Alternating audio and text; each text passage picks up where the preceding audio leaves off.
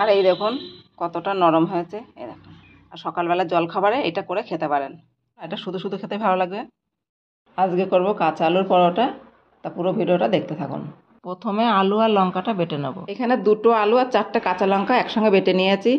এই ময়দার মধ্যে এই কাঁচা আলু আর লঙ্কা বাটাটা দিয়ে দেবো।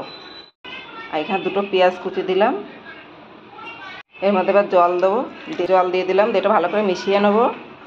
কাঁচা আলুর পরোটা পুরো ভিডিওটা দেখতে থাকুন।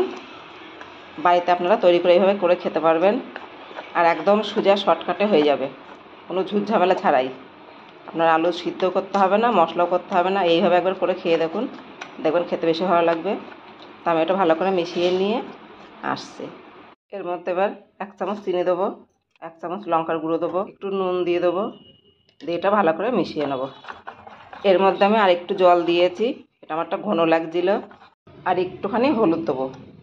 হলুদটা আপনাদের ইচ্ছা মতো, ইচ্ছা হলে দেবেন, না হয় না দেবেন। আমি একটুখানি দিয়েছি। একটু হলুদটা দিলে কালারটা সুন্দর হবে পরোটাগুলো। এটা ভালো করে মিশিয়ে নেব। এটা আমার ভালো করে মিশানো হয়ে গিয়েছে। এইখানে আমি 1 বাটি ময়দা নিয়েছি আর 2টো আলু নিয়েছি। আর 1 বাটি ময়দায় 2টো আলুতে 4টে থেকে 5টা পরোটা হবে। পরোটাগুলো এবার ভেজে নেব। এই তাওয়াতে তেল দিয়েছি, এবারে গোলাটা তাওয়াতে দেবো। এটা ঘুরিয়ে দেবো এইভাবে ভালো করে, ভালো করে গোল করে দিয়েছি। উল্টিয়ে দেবো, এই পিঠটাও উল্টিয়ে দেবো। আর এরকম একটু বেশ কড়া করে ভেজে নিলে এই পরোটাগুলো খেতে বেশি ভালো লাগে। আর আমি সবগুলো এইভাবে ভেজে নেব।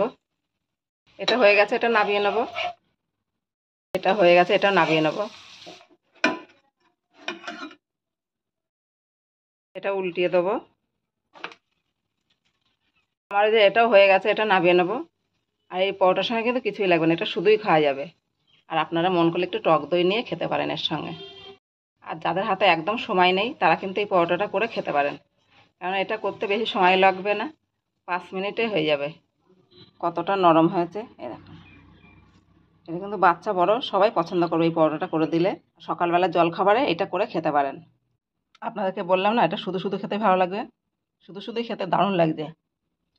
ভিডিওটা ভালো লাগলে কমেন্ট করে জানাবেন আমায়।